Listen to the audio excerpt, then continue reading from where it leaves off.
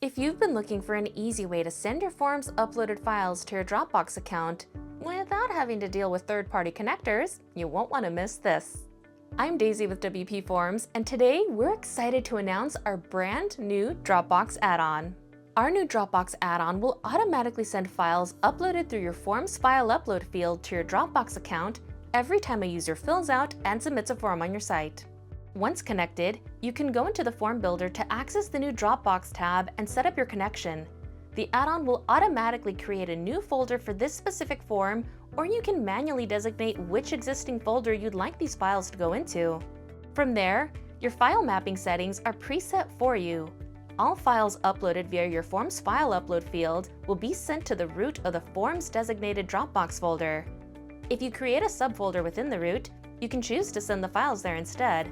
If you have multiple file upload fields on your form, you can specify which one you'd like to connect to Dropbox, or even choose to send them to different subfolders.